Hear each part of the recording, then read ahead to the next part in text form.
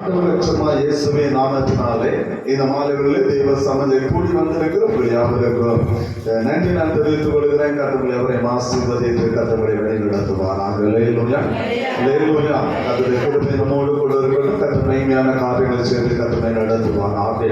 பிரியமானவர்களே, கடந்த நாட்களில் ஆண்டவராகிய இயேசு கிறிஸ்துவினுடைய அதிகாரம் என்ன என்பதை குறித்து நாம் தொடர்ந்து தியானிக்கும்படியான ஒரு பெரிய பாக்கியத்தை கர்த்தர் தந்து கொண்டிருக்கிறபடினாலே ஆண்டவருக்கு நான் நன்றி செலுத்துகிறேன். அல்லேலூயா.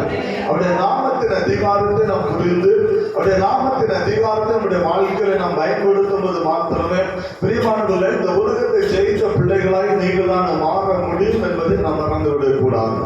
கடந்த நாட்களில் ஒரு சகோதரனை சந்திக்க வேண்டிய சூழ்நிலை ஏற்பட்டது. அந்த சகோதரன் என்னிடம் கேட்ட ஒரே ஒரு கேள்வி, நான் ஞாயிற்றுக்கிழமை நான் பேசுகிற அந்த மாம்சத்தின் இச்சை வலுசத்தின் ஆவியுடைய அந்த கிரியைகளை குறித்து பிரியமான யூடியூப்ல போடுகிறபடினாலே அதை பார்த்து அவர் கேட்ட கேள்வி, இந்த பாவத்தை நான் மேற்கொள்ள முடியுமா என்று சொல்லலையா. இப்படிப்பட்ட ஒரு பாவம் என்னை ஆட்கொண்டு இருக்கிறது. அதனால் வேலைக்கு செல்லும் போது நான் வெளியே செல்லும் போது இப்படிப்பட்ட ஒரு கிரியை எனக்குள்ள வந்து கொண்டு இருக்கிறது.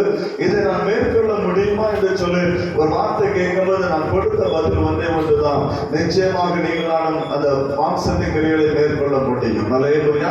வலுசத்தின் ஆவிகளை நீங்கள் மேற்கொள்ள முடியும். முடியாத காரியம் ஒன்றுமே இல்லை. ஏனென்று சொன்னால் ஆண்டவர் அதை மேற்கொண்டபடினாலே நாமும் மேற்கொள்ள நாம் கடமைப்பட்ட பிள்ளைகளாக இருக்கிறோம். அல்லேலூயா. ஆண்டவர் அதான் அவருடைய நாமத்தின் அதிகாரம், அதான் இயேசுவின் அதிகாரம். அந்த அதிகாரத்தை நாம் அறிந்து அந்த அதிகாரத்தை வாழ்க்கையில் பயன்படுத்தும் போது இப்படிப்பட்ட ஆவிகளையும் இப்படிப்பட்ட கிரியைகளையும் நீங்களும் நானும் மேற்கொள்ள முடியும் என்பது ஒரு நாள் மறந்து விடக்கூடாது. அல்லேலூயா. அதுதான் அவருடைய வல்லமை, அதுதான் கர்த்தருடைய நாமத்தின் அதிகாரம். அதனால நம்ம அவரை தேவனாக நாம் வணங்கி கொண்டு இருக்கிறோம், அவர் ஆராதித்துக் கொண்டு இருக்கிறோம். அவர் உலகத்தை ஜெயித்தது போல நீங்கள் நான் உலகத்தை ஜெயிக்கிற ஒரு மகிமையான ஒரு வாக்கியத்தை கர்த்தர் நமக்கு வைத்திருக்கிறார். மாம்சத்தின் கிரியைகளை மேற்கொள்ளுகிற வல்லமை கர்த்தர் நமக்கு வைத்திருக்கிறார். எனவே தான் பிரியமானவர்களே, ஞாயிற்றுக்கிழமையில அந்த பிசாசுடைய கிரியைகளையும் இரண்டிலே பிரியமானவர்களே வாரக்கூடல அந்த அதிகாரத்தை மேற்கொள்ள கூடிய அந்த அதிகாரத்தை குறித்து நான் உங்களோடு கூட சில காரியங்களை பகிர்ந்து கொண்டிருக்கிறேன். அல்லேலூயா. கர்த்தருடைய நாமம் மகிமைப்படுவதாக. நீங்கள் அந்த நாமத்தை அறிந்து கொள்ளும்போது மாத்திரமே, அந்த நாமத்தை உடைய வாழ்க்கை நீங்கள் பயன்படுத்தும் போது மாத்திரமே இப்படிப்பட்டதான கிரியைகளையும் பிரியமானவர்களே நம்மை வீழ்த்துகிற நம்முடைய ஆசீர்வாதத்தை கெடுத்துக் கொள்கிற சத்துடைய சகல கிரியைகளை நீங்களான மேற்கொண்டவர்களாக ஆண்டுடைய சமூகத்தில் அவரை போல ஜெயமெடுத்த பிள்ளைகளாய் மாற முடியும். அல்லேலூயா. அல்லேலூயா. நம்முடைய விசுவாசமே உலகத்தை ஜெயிக்கிற ஜெயம். நம்முடைய விசுவாசம் தான் இந்த உலகத்தை ஜெயிக்கிற ஜெயம். நம்முடைய விசுவாசம் என்ன? ஆண்டவராகிய இயேசு ஒருவர் இருக்கிறார், அவர் என்னோடு கூட இருக்கிறார், அவருடைய நாமம் தரிக்கப்பட்ட பிள்ளையாக நான் இருக்கிறேன், அவருடைய ரத்தத்தினால் மீட்கப்பட்ட ஆவியினால் நிரப்பப்பட்டு இருக்கிறேன், அவருடைய நாமம் தரிக்கப்பட்டவனாக நான் இருக்கிறேன். எனவே அவருக்குரிய வல்லமை எனக்கு சொந்தமானது. அல்லேலூயா. அவருக்குரிய வல்லமை எனக்கு சொந்தமானது. மற்ற 10:1 அது சிஷ்யர்களுக்கு கர்த்தர் கொடுக்கிற அந்த அதிகாரத்தை, அதே அதிகாரத்தை கர்த்தர் நமக்கு தந்து வழி நடத்துகிறார். எனவே தான் அந்த அதிகாரத்துடைய மேன்மை நாம் அறிந்து கொள்ளும்போது மாத்திரமே பிரியமானவர்களே நீங்களான இந்த உலகத்தை ஜெயிக்கிற பிள்ளைகளாக மாற முடியும். அல்லேலூயா.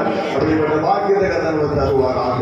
அவருடைய நாமத்தின் அதிகாரத்துல பிரியமானவர்களே 2 விதமான நாமத்தை உங்களோடு கூட பகிர்ந்து கொண்டு 3வது நாமத்தை அந்த அதிகாரத்தை நாம் இன்றைக்கு நாம் தியானித்துக் கொண்டிருக்கிறோம். ஒன்று, நம்முடைய பாவங்களை மன்னிக்கிற அதிகாரம் ஒருவர் இருக்க. அல்லேலூயா.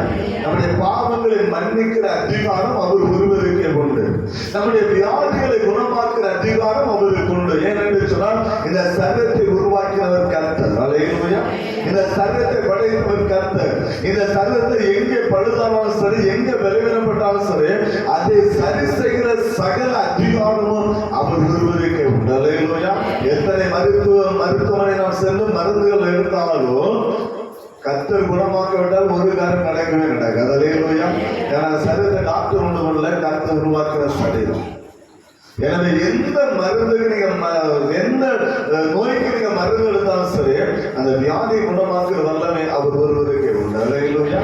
அதான் கர்த்தர் செய்கிற ஒரு மகிமையான ஒரு பெரிய பாக்கியம். 3வது, பிசாசுகளை துரத்துகிற வல்லமை. பிசாசுடைய பிடிகளில் இருக்கிற ஜனங்களே அவர் விடுதலையாக்குறவராக அவர் சுற்றி தெரிந்தால் அவர் அப்படிப்பட்ட காரியங்களை அவர் செய்து கொண்டிருந்தார். அதைத்தான் இப்பொழுது நாம் தொடர்ந்து அதை குறித்து நாம் தியானித்துக் கொண்டு இருக்கிறோம். பிசாசுடைய வல்லமையை கர்த்தர் எப்படி மேற்கொண்டார், அவர் எப்படிப்பட்டதான காரியங்களை செய்தார் என்று சொல்லி நாம் தியானிக்கிற கிருபைகளை கிருபைகளை கர்த்தர் தந்து வருகிறார். கடந்த வாரத்துல ஊமையான ஒரு மனிதனை கர்த்தர் எப்படி பேச வைத்தார் என்பதை குறித்து நாம் ஆராய்ந்து பார்க்கும்படியான கிருபைகளை கர்த்தர் நமக்கு தந்தார். அல்லேலூயா. ஊமையான மனிதனை இயேசுவிடத்தில் கொண்டு வந்தார்கள். அவர் தம்முடைய வல்லமையினாலே அவனை குணமாக்குகிற ஒரு பெரிய ஒரு செயலை மத்தேயு 9வது அதிகாரம் 32-33 ஆகிய 2 வசனத்தில் சில காரியங்களை நாம் அறிந்து கொள்ளும்படியான கிருபைகளை கர்த்தர் நமக்கு தந்தபடினாலே ஆண்டவருக்கு நன்றி செலுத்துகிறேன். இன்றைக்கு ஒரு காரியத்தை நாம் கற்றுக்கொள்ளும்படியாக இருக்கிறோம். பிசாசுடைய கிரியை கர்த்தர் எப்படி மேற்கொண்டார்? ஒரு மனிதனுடைய வாழ்க்கையில பலவீனமும் பிசாசும் ஆட்கொள்ளுகிற ஒரு சூழ்நிலை உருவாகுது. மத்தேயு சுவிசேஷம் 12வது அதிகாரம் 22வது வசனத்தை வாசிக்கலாம்.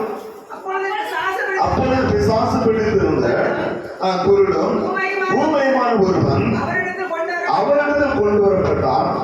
குருடும் ஊமையுமானவன் பேசவும் காணவும் தக்க அவனை சுஸ்தமாக்கிறான். புரிந்து வந்த வசனத்தை 3 விதமான காரியங்களை கர்த்தர் சொல்லுகிறார். ஒன்று அவன் பிசாசு பிடித்த மனிதன், இன்னொன்று அவன் ஊமையன், இன்னொன்று அவன் யாரு குருடன். 3 விதமான பலவீனம். ஒன்று பிரியமானவர்களே, கண்டு காணாத சூழ்நிலைக்குள் அவன் இருக்கிறான். இரண்டாவது அவன் பேச முடியாத நிலைமையில் இருக்கிறான்.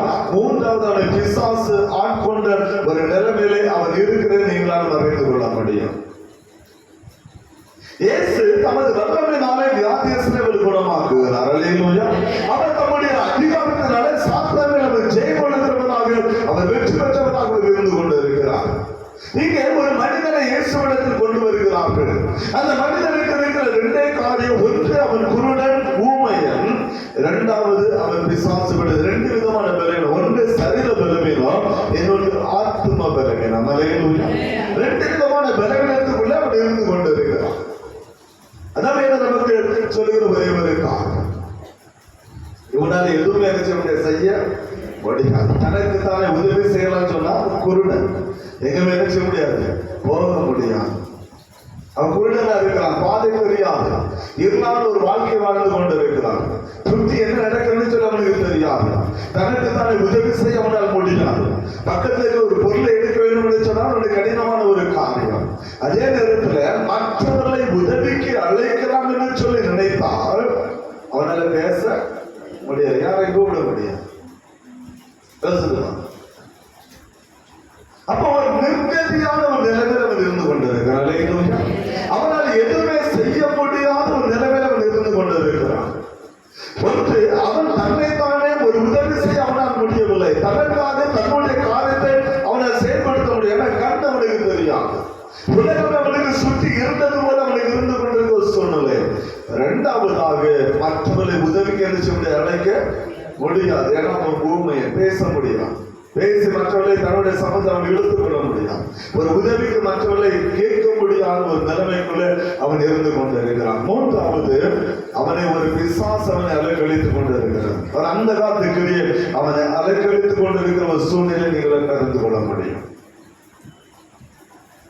பிரியமானவர்களே, பிசாசு அவனை ஆட்கொண்டபடினாலே இப்பொழுது தன்னுடைய கண்கள் என்ன இருக்கிறான், அந்த கண்கள் இழந்தபடினாலே ஆண்டவரை தரிசிக்க முடியல.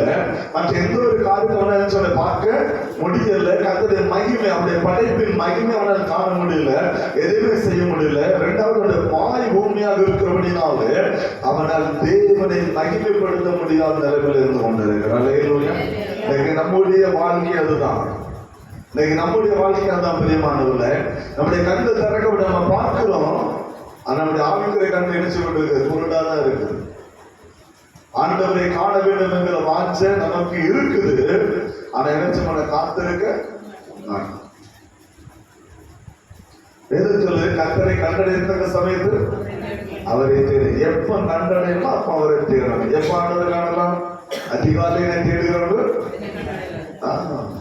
நல்ல சொல்லுவாங்க. கர்த்தரை கண்டடைத்தக்க சமயம் அதிகாலை நேரம். அந்த அதிகாலை நேரம் நம்முடைய கண்கள் நித்திரைக்கு நேராய் போய் கொண்டு கர்த்தரை நம்ம தேடுவதில்லை. அயர்ந்த நித்திரைக்குள்ள இருக்கும். கர்த்தரை தேடணுங்கிற எண்ணம் நமக்குள்ள வருவதில்லை. கர்த்தரை தரிசிக்க வேண்டும், ஆண்டுடைய சமயத்தை காத்திருக்க வேண்டும் என்கிற எண்ணம் நமக்குள்ள இருப்பதே இல்லை. இரண்டாவதாக ஆண்டவரை துதிக்கிற மனம் நமக்குள்ள இருப்பது இல்லை. அல்லேலூயா. வீட்டுல ஸ்தோத்திர பலி ஓடிட்டு இருக்க டிவியில, ஆனா நம்ம பேசுற காரியம்லாம் அந்த டிவியில கேட்கக்கூடிய அந்த ஸ்தோத்திர பலிக்கு நமக்கு சம்பந்தம் உண்டா? யோசித்து பாருங்க. வீட்டுல அழகா செய்தி ஓடிட்டு நம்ம 24 மணி நேரம் நம்ம கிறிஸ்தவ சேனல் வச்சு பார்க்கிற குடும்பங்கள் உண்டு, நான் இல்லைன்னு சொல்றேன். ஆனா நம்ம வீட்டுல ஓடக்கூடிய அந்த செய்தி அல்லது அந்த ஸ்தோத்திர பலி அல்லது அந்த பாடல் நம்ம வீட்டுல ஓடிட்டு தான் இருக்குது, நம்ம காது கேட்டுதான் இருக்குது. ஆனா அங்க கேட்கிற காரியத்தை நம்ம வீட்டுல செயல்படுத்துறோமா? அப்ப எதுக்கு அது ஓடுது? நான் ஒரு கிறிஸ்தவன் சொல்ல இருக்காங்க, வெளியே வந்து படம் நம்ம சொல்றோம், படம் காட்டுன்னு சொல்றது, அதுக்கு ஓடுது.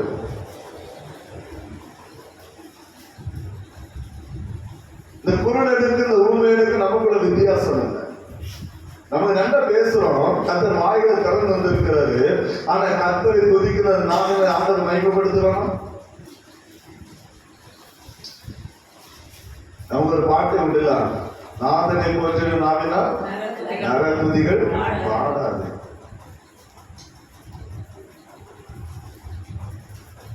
ஆண்டவரை போற்றுகிற நாவினாலே மற்றவர்களை பாடாத. ஃபுல்லா வாயில அவ்வளவு சினிமா பாட்டுதான். ஆண்டவர் நமக்கு நாவுகளை திறந்து வந்து இருக்கிறான். கர்த்தரை மகிமைப்படுத்துறோமா? அவனுடைய காரியத்தை செயல்படுத்துறோமா? கர்த்தரை துதிக்கிறோமா? வேதத்தை சத்தமிட்டு வாசிக்கிறோமா? நம்ம செபிக்கிறோமா? யோசித்து பார்க்கணும். அந்த உதவிகளை திறந்து தேவ சமுதாயம் நம்ம செபிக்கிறோமா? நம்முடைய உதவிகள் திறக்கப்பட்டதாக இருக்கிறது. தேவ சமுதாயம் நம்முடைய வாழ்க்கை, நம்முடைய ஆவிக்கிற வாழ்க்கை எப்படிப்பட்டதாக இன்றைக்கும் பிரியமான விசுவாசங்கள் நம்முடைய மனக்கண்களை பொருளாக்கி நம்ம வைத்திருக்கிறோம். இன்னைக்கு நம்முடைய கண்கள் திறக்கப்படும் உலகத்தை பார்க்கிறோம், கர்த்தருடைய படைப்பு எல்லாத்தையும் பார்க்கிறோம், நம்ம போகிற விலைகள் எல்லாவற்றையும் பார்க்கிறோம். கர்த்தர் அப்படிப்பட்ட வாக்கு தந்து இருக்கிறார், பேசுகிறோம், கர்த்தர் நல்ல வாக்கு தந்து இருக்கிறார். ஆனால் இந்த இரண்டை ஆண்டவருக்காக நீங்க எவ்வளவு நேரம் பயன்படுத்தணும்? ஸ்கூலுக்கு போனா பாடம் படிக்கணும், கண்டிப்பா பாடம் படிச்சுதான் ஆகணும். அங்க வந்து ஆண்டவர் மகிமைப்படுத்த பாடம் படிச்சுதான் ஆகணும். வேலைக்கு போனா வேலைக்கு ஒரு காரணமா பாடதான் செய்யணும். ஆனா எவ்வளவு நேரம் நம்ம கர்த்தருக்கு நம்ம ஒதுக்கிறோம்? யோசிச்சுதான். நம்முடைய கண்கள் எத்தனை நேரம் ஆண்டவரை பார்க்கிறோம்? மனக்கண்கள் தான் ஆண்டவரை நம்ம மகிமைப்படுத்துறோமா? தாவீது சொன்னானே, எனக்கு ஒத்தாசை ஒரு பர்வதங்களுக்கு நேராக கண்கள் ஏறெடுக்கிறேன், வானத்தில் பூமி உண்டாக்கிற கர்த்தருக்கு எனக்கு என்ன செய்யும்? என்னைக்கா நம்முடைய கண்ணை பரலோகத்துக்கு நேரம் எடுத்துருக்கோமா? எவ்வளவு நேரம் பரலோகத்தை தேவனை நோக்கி நம்ம பார்க்கிறோம்? இன்னைக்கு நம்ம என்ன செய்வோம்? அந்த பண்ணி கூட்டமா தான் இருக்கோம். பண்ணி எங்க பார்க்கணும் தெரியுமா? பண்ணி எங்க பார்க்கணும்? பண்ணி எங்க பார்க்கணும்? அது பூமியை தான் பார்க்கணும். அதே போல நீங்க நம்ம உலகத்தை பார்க்கணும் தவிர நம்ம கண்ணு பரலோகத்துக்கு தேவனை நினைச்ச மாட்டாங்க, பார்க்க மாட்டாங்க. நல்லா புரிஞ்சு, நம்முடைய கண்களை பரலோகத்துக்கு தேவனாக்கி பார்க்கல, பூமியை தான் பார்க்கிறோம். பூமியுடைய காரியங்கள் அடுத்து என்ன செய்யலாம், எப்படி பண்ணலாம், என்ன காரியம், அதுதான் நம்ம நோக்கி கொண்டு இருக்கிறோம். நம்முடைய நாவுகள் கர்த்தரை மகிமைப்படுத்த வேண்டிய நாவுகள் இன்னைக்கு எதை மகிமைப்படுத்திக் கொண்டு இருக்கிறது? வீட்டுல அழகா போட கிறிஸ்தவ வச்சாங்க. இந்த கல்யாண வீட்டுல போடுவாங்க பாத்தீங்க, கல்யாண வீடு ஃபங்க்ஷன் வீட்டுல எல்லாம் பாப்பீங்க. முதல் 3 பாட்டு என்ன பாட்டு வேணும்? முதல் 3 பாட்டு என்ன பாட்டு வேணும்? அது என்ன 3 பாட்டுன்னு எனக்கு தெரியல. ஒண்ணு பிதா, என்னோட குமாரன், என்ன ஆவியாதான். 3 பாட்டு. அது 3 பாட்டு தான் வேணும். 4 பாட்டு ஓட. நானும் பார்த்துருக்கேன், எல்லா இடத்துல பார்த்துருக்கேன். ஊழியக்காரங்க வீட்டுல கூட பார்த்துருக்கேன். நான் வந்து சாதாரண மக்களுடைய ஊழியக்கார வீட்டோட பார்த்தேன். 3 பாட்டு கிறிஸ்தவ பாட்டு போடும். அது என்ன 3 பாட்டு எனக்கு தெரிய மாட்டேன். அதே போல அல்லேலூயா போடும். எத்தனை அல்லேலூயா போடும்? 3. நான் கூட மாட்டேன் கேட்பேன். பிதா குமாரன் 3 அல்லேலூயா. அதே போல கோயில முதல் பெல் அடிச்சுன்னா எத்தனை பாட்டு போடும்? 3 பாட்டு. எதுக்கு? பிதா குமாரன் பரிசுத்தான். நிறைய இடத்துல நடக்கக்கூடிய காரியம் தான் நடக்குது. 3 பாட்டு. நல்லா புரிஞ்சுக்கிறோம். எல்லாத்தையும் 3 எதுக்குன்னா எனக்கு புரிய மாட்டேன். நான் யோசித்து பார்க்கிறேன். நீ அப்படிப்பட்ட ஒரு நிலைமைக்குள்ள இன்னைக்கு நாம வந்து நிற்கிறோம். இந்த குருடனுக்கு நமக்கு எந்த வித்தியாசமும் இல்லை. அவனை பிசாசு ஆட்கொண்டு அவனை ஊமையனாக வைத்திருந்தான், அவனை குருடனாக வைத்திருக்கிறான். அதை காரணமே பிசாசுடைய. அதே போல இன்னைக்கு நம்ம இருக்கிறோம். பிசாசுகளுக்கு நம்ம இடம் கொடுத்து, அந்த காலத்து கிரிகளுக்கு இடம் கொடுத்து, நம்முடைய சரீரத்தை பலவீனத்தை கொண்டு வருவது மாத்திரமல்ல, கர்த்தரை காண்கிற கண்ணனை பூமியை பார்த்து கொண்டு இருக்கிறது. ஆண்டவரை துதிக்கிற நாவுகள் இன்னைக்கு நரத்துதி பாடி கொண்டு இருக்கிறது. இன்னைக்கு மற்றவர்களை பிரியப்படுத்திக் கொண்டு இருக்கிறது, மற்றவர்களை மேம்படுத்தி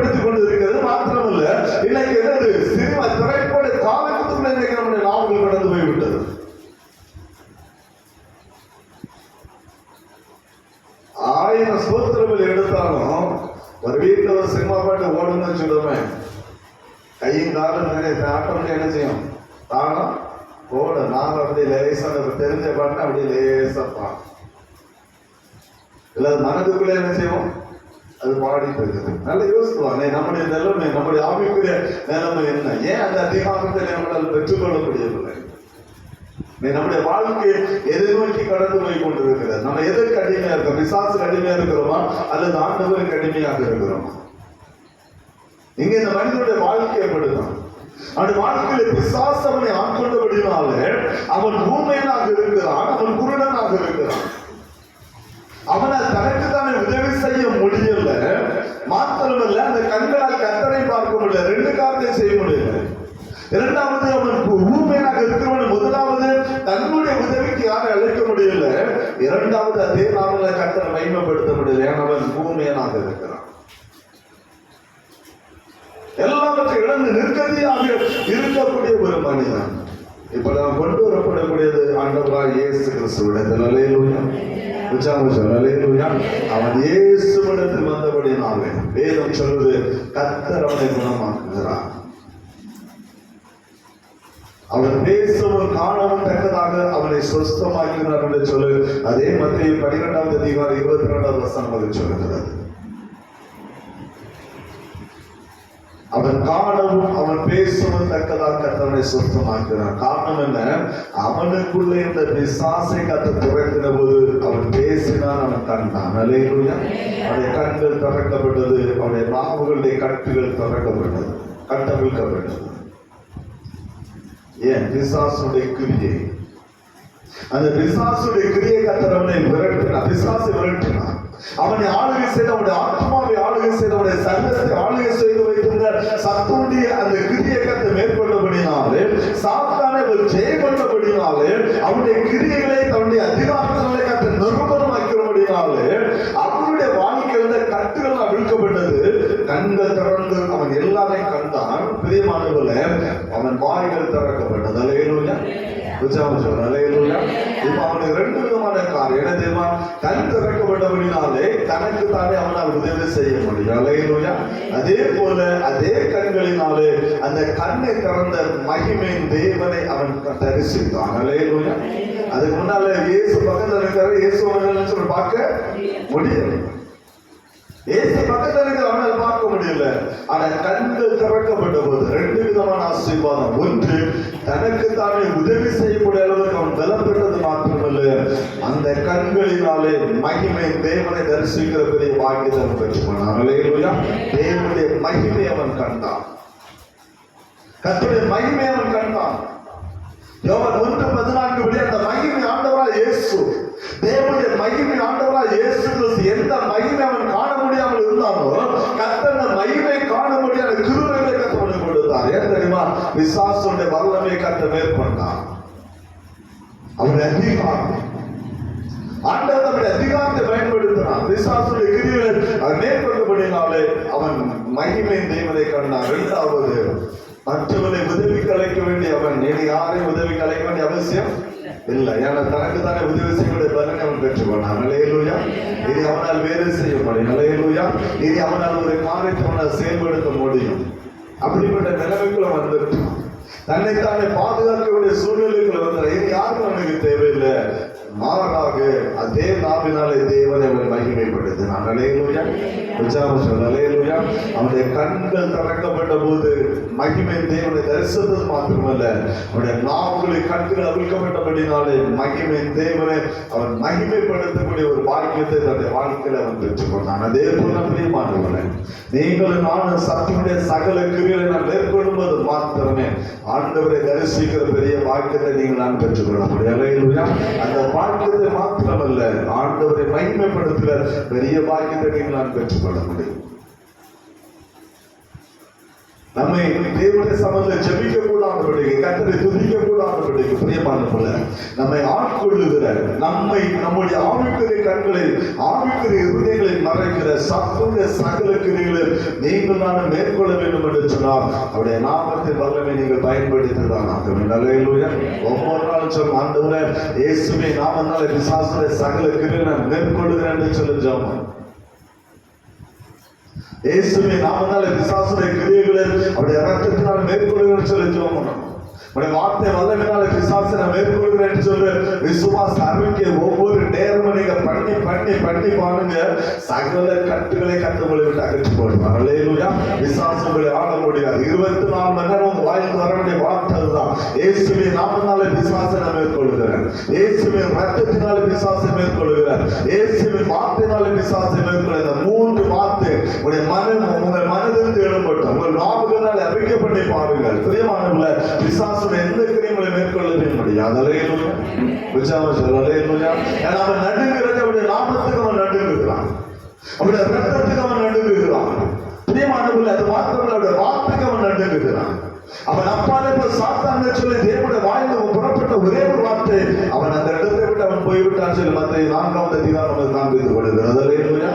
அதே போல பிரியமானவர்களே, இஸ்ரவேல் ஜனங்களுடைய நிலைக்கால அவருடைய ஆட்டுக்குட்டியுடைய ரத்தம் தெளிக்கப்பட்ட போது சங்கார தூதன் உள்ள நுழைய முடியவில்லை. அந்த ரத்தம் அந்த ஜனங்களை பாதுகாத்தது.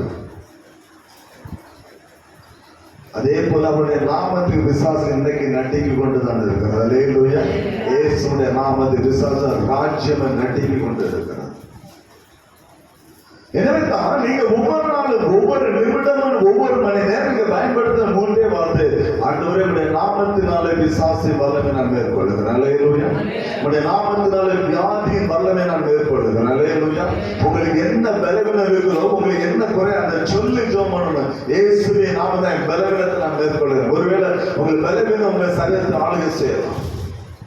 அந்த பலவீனம் உங்களை சரீரத்தை ஆளும் போது அது டாக்டர் நீங்க மருந்து எடுக்கும் போது மருந்து எடுக்கிற நேரம் குணமாக அடுத்த நேரம் நினைச்சு குணமாகவே ஆகாது. அடுத்து அந்த பலவீனம் வந்துட்டு இருக்கும். அப்ப நீங்க பயன்படுத்த வேண்டும். அவருடைய நாமத்தினால, இயேசுவின் நாமத்தினால என் சரீரத்தின பலவீனம் நான் மேற்கொள்ளுகிறேன். விசுவாச அறிக்கை. அல்லேலூயா.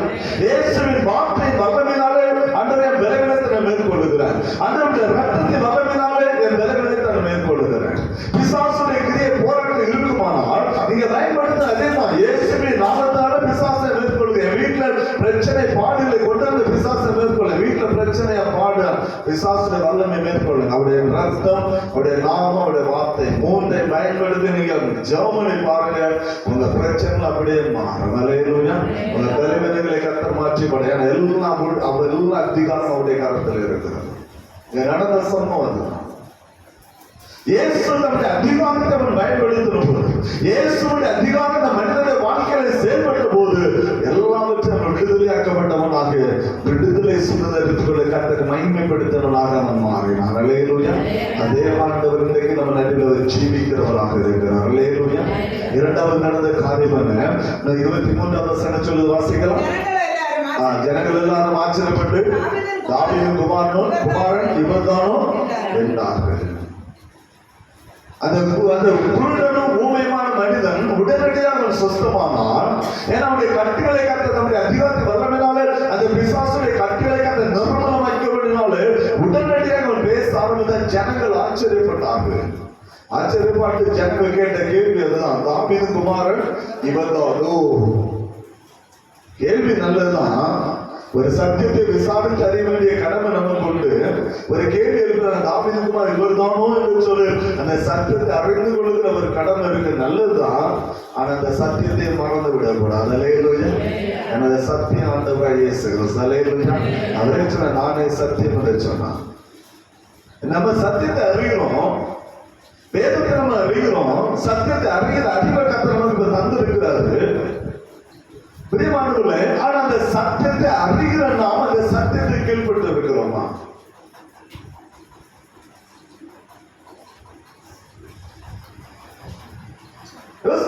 சத்தியத்தை அறிகிற நான், அந்த சத்தியத்தை பெற்றுக்கொண்ட நான் அந்த சத்தியத்துக்கு நான் கீழ்ப்படுகிறவனாக இருக்கிறேன்.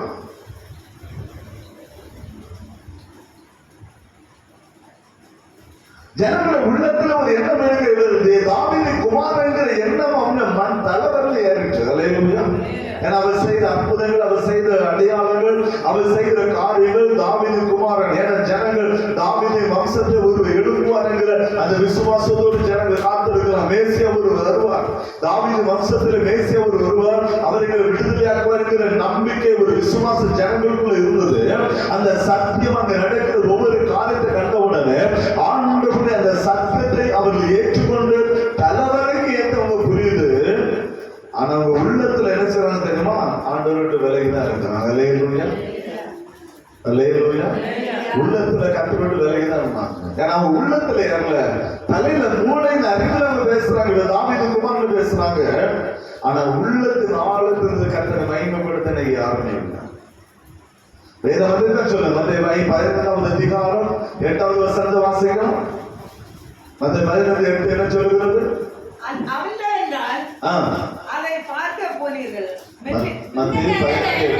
இந்த ஜனங்கள் தங்கள் வாயினால் இந்த ஜனங்கள் தங்கள் வாயினால் எண்ணங்கள் சேர்ந்து தங்கள் உதடுகளால் என்னை கனம் பண்ணுகிறார்கள், அவர் இருதயமோ எனக்கு தூரமாய் விலகி இருக்கிறது. ஆண்டவரே சொல்றாங்க.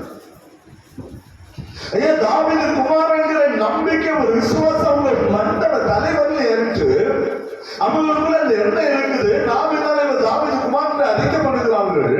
ஆனா உள்ளமும் அவர்களுக்கு ஆண்டவருக்கு தூரமா. ஏன்னா சத்தியம் உள்ள வரல. ஏன்னா உள்ள இருப்பது அவன கலைகள். கலை இருதயத்தில் இருந்தா சத்தியம் உள்ள என்ன செய்யாது? போகவே போகாது. நல்லா புரிஞ்சுக்கிறாங்க. சத்தியம் உள்ள இறந்தா எவ்வளவுதான் நம்ம கேட்டாங்க, அந்த சத்தியம் உள்ள போகலாம். வெளியே சொல்ல, நான் நல்ல சத்தியம் கேட்டேன், நல்ல காரியத்தை நான் கேட்டேன், நல்ல இது. ஆனா அந்த சத்தியத்தின்படி வாழ்கிறோம், அந்த சத்தியத்தை ஏற்றுக்கொண்டோம். நம்முடைய இருதயம் என்ன தெரியுமா? முள்ள இடங்களில் விதைக்கப்பட்ட விதை போல அது நம்முடைய இருதயம் காணப்படுது. நம்முடைய இருதயம் முள்ளுள்ள இடத்தை போல இருக்குது. சத்தியம் உள்ள வருது, சத்தியத்தை ஏற்றுக்கொள்கிறோம், அது வளருது. ஆனா நல்லா வளருது. அந்த சத்தியத்தை கேட்டு அதுபடி வாழணும், அதுபடி நடக்கும் சொல்லி நம்ம ஏற்றுக்கொள்கிறோம். ஆனா உலக கவலை, உலக ஐஸ்வர்யம் நெருக்கும் போது சத்தியத்தை என்ன செய்யணும்? விட்டுரும். தேவனுடைய வார்த்தை விடுற எங்க வேணாலும் மத்திய பயந்து இருக்கலாம் சொன்னாரு. இந்த ஜனங்கள் வாயினால எடுத்து சேர்றாங்க, என் அறிக்கை பண்றாங்க. இவர் இயேசு கிறிஸ்து அவர் மெய்யான தேவன், அவர் ஜீவிக்கிற, எனக்காக ரத்த சிந்தனா, எனக்காக மரித்த, எனக்காக உயிர்த்தவன் சொல்லி வாயினால் அறிக்கை பண்ணுறாங்க. உதடுகளினால என்ன கனம் பண்றாங்க, என்ன துதிக்கிறாங்க, மகிமைப்படுத்தாங்க, பாடுறாங்க, எல்லாம் ஜெபம் பண்றாங்க, எல்லாம் செய்யறாங்க. ஆனா இருந்த எங்க இருக்குது? எனக்கு தூரமா இருக்குது. அல்லேலூயா, அல்லேலூயா. அந்த திருப்பதி இருந்த தூரமா இருக்கு. நம்முடைய வாழ்க்கை எப்படி யோசிக்கலாம்? நம்ம இருதயம் ஆண்டவரை ஏற்றுக்கொண்டு இருக்கிறதா? நம்ம ஆண்டவருக்கு அவர் வாழ்க்கை வாழ்றோமா? சற்று தெளிவாக ஆண்டவர் இருக்கிறார். வாயிலாக என்ன அறிக்கை பண்ணுகிறாங்க, இயேசுவே மெய்யான தெய்வம், அவர் எனக்காக அடிக்கப்பட்டார், என் பாவங்களுக்கு ரத்த சிந்தினார், எனக்காக உயிர்ப்பிக்கப்பட்டார், மீண்டும் எனக்காக வரப்போகிறார், நல்லதுதான், அதான் ரட்சிப்பின் வழி. வாயினால் அறிக்கப்பட்ட ரட்சிக்கொண்டாங்க சொல்லு ரோமர் புத்தகத்தில் பவுல் அழகாக எழுதுகிறான். அறிக்கப்படுகிறோம் வாயினாலே. முதல் நாளே கர்த்தரை துதிக்கிற, கர்த்தரை பாடுகிறோம், தேவனை மகிமைப்படுத்துகிறோம், இதே முதல் நாளை ஜெபம் பண்ணுகிறோம், எல்லாம் செய்கிறோம். ஆனா இறுதி எப்படி இருக்குது யோசித்துதான்.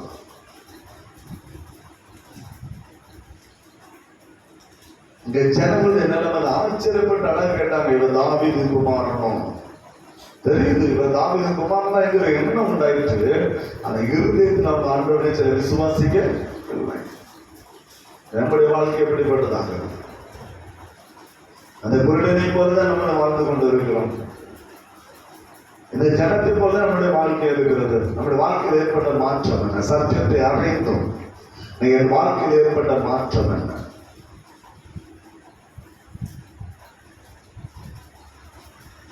நான் அந்த சத்தியத்தை எந்த அளவுக்கு ஏற்றுக்கொண்ட அந்த சத்தியத்துக்கு என்னை அர்ப்பணிக்கிறவனாக நான் மாறுகிறேன். அந்த சத்தியத்துக்கு நான் கேட்கிற சத்தியத்துக்கு நான் வாசிக்கிற வேத வசனத்துக்கும் எனக்குள்ள தொடர்பு என்ன?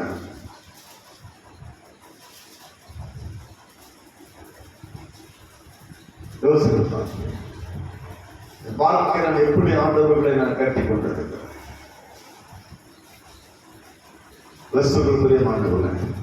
அவருடைய நாமத்தின் அதிகாரம் இந்த வாழ்க்கையில செயல்படும் போது எல்லாவற்றிலும் விடுதலையாக்கப்பட்டு கர்த்தருக்கு பிரியமான ஒரு வாழ்க்கை நீங்க நான் வாழ முடியும். அவருடைய அதிகாரத்தை வாழ்க்கையில பயன்படுத்தும்.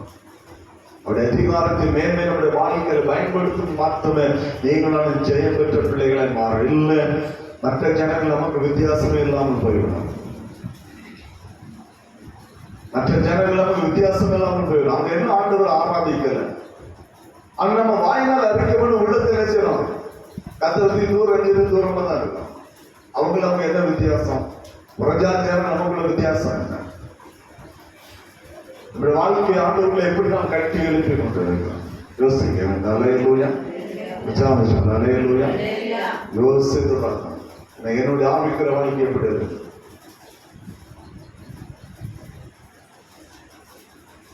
நல்ல ஜெபம் பண்ணுவோம், நல்ல வேதம் வாசிக்கிறோம், ஆனா இறுதி எங்க இயேசுவை நம்ம அறிக்கை பண்றோம், நான் கிறிஸ்தவங்கிற அறிக்கை நம்ம கொண்டு வரோம், ஆனா இறுதி எங்க அதை பயந்து எட்டுப்படிதான் நம்முடைய வாழ்க்கை அமைந்து கொண்டிருக்கிறது. நம்முடைய வாழ்க்கை அப்படித்தானே இருக்குது. ஆண்டவர்கள் மற்ற புறஜாதிகள் நமக்கு வித்தியாசம் இல்லை. ஆண்டவரை மைமைப்படுத்த நம்முடைய வாழ்க்கை எப்படிப்பட்டதாக இருக்கிறது. பிரியமானவர்களே, நம்முடைய வாழ்க்கையை தெய்வ சமத அறிக்கை அர்ப்பணித்து நம்முடைய வாழ்க்கை அவரோடு கூட அவருடைய சத்தியத்தினரை நாம் திருப்பும் போது நீங்களான விடுதலையாக்கப்பட்ட பிள்ளைகளாய் மாற முடியும். அல்லேலூயா, அல்லேலூயா. வாயினாலே கர்த்தரை மகிமைப்படுத்த, உள்ளத்தின் ஆழத்தின் ஆண்டவரை மகிமைப்படுத்தும், உள்ளத்தின் ஆழத்தின் தேவனுடைய நாமத்தை மகிமைப்படுத்த பிள்ளைகளாக மாறுங்க. சாராள் நவ்ரோஜ் என்கிற ஒரு சகோதரி எத்தனை பேருக்கு தெரியும்? தெரியுமா? சாராள் நவ்ரோஜ் நிறைய பாடல் பாடியிருக்கிறார். ஏகப்பட்ட கிறிஸ்தவ பாடல் எழுதணும், பழைய பாடல் எழுதணும். அவர்தான் சாராள் நவ்ரோஜ். ஒரு நாள் அவங்க பாட சிபிஎம் சார்ந்தாங்க, அவங்க பாட கூப்பிட்டாங்க ஒரு கச்சேரி. பாட போடும்போது ஆண்டவர் கேட்ட ஒரே ஒரு கேள்வி தான், என்ன மகிமைப்படுத்த போறியா, ஒன்ன பிரஸ்தாபப்படுத்த போறியா? ஒரே ஒரு வார்த்தை தான் கேட்டாரு, என்ன மகிமைப்படுத்த போறியா, உன்னை பிரஸ்தாபப்படுத்த போறியா?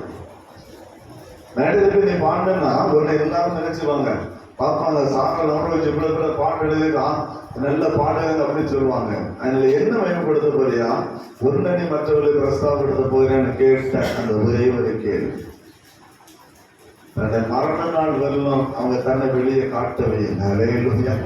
பாட்ட மாட்டாதான் சாராள் நவ்ரோஜ் நிறைய தெரியும். பாட்டு அழகா பாடுவாங்க, நல்லா இருக்கும். அவங்க பாட்டெல்லாம் நீங்க உட்கார்ந்து வீட்டுல இருந்து தனிமையா பாடிதான் அவங்க கண்ணுக்கு கண்ணீர் வரும். உள்ளத்தின் ஆழத்தை அவங்க எழுதின பாடுகள், உலகத்தை அசைத்த பாடுகள், அநேக ஆண்டவர்களுக்குள்ளே கொண்டு வந்த பாடு. ஏன் தெரியுமா? அவங்க இருதயத்தின் ஆழத்திலிருந்து கர்த்தரை மகிமைப்படுத்தணும். அல்லேலூயா. அதே போல ஃபாதர் ரெஸ்பான்ஸ் பாட்டு, நீங்க பாட்டை வீட்டுல இருந்து தனியா கேட்டு பாருங்க, அந்த பாட்டு உங்களை ஆற்றி தேற்றி உங்களை அரவணைக்கும். ஏன் தெரியுமா? அது அவ்வளவு தேவனுடைய வார்த்தை. அல்லேலூயா. அந்த பாடலை பற்றி உள்ளத்தின் ஆழத்தில் எழுதப்பட்ட வார்த்தைகள். இன்னைக்குள்ள பாட்டு எழுது, பாட்டை கேட்கலாம், ஆனா துள்ளலாம், ஆடலாம், அப்படி பாட்டு அப்படிதான் இருக்கும். ஆனா ஒரு கருத்தும் உள்ள இருக்கான்.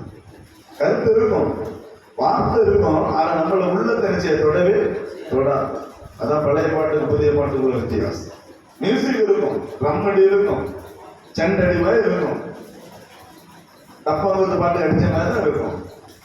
ஆனா அந்த பாட்டு நம்ம உள்ள தெரிஞ்ச தொடவே தொடாது. பழைய பாட்டு, அந்த சாராள் நவ்ரோஜ் பாட்டு நீங்க கேட்டு பாருங்க, உள்ளத்தை அப்படியே உருக்கும். ஏன் தெரியுமா? உள்ளத்தின் ஆழத்திலிருந்து கர்த்தரை மகிமைப்படுத்தினவர்கள். அல்லேலூயா. அந்த மரண நாள்களில் தன்னை வெளியே கொண்டு வராத ஒரு அம்மையா.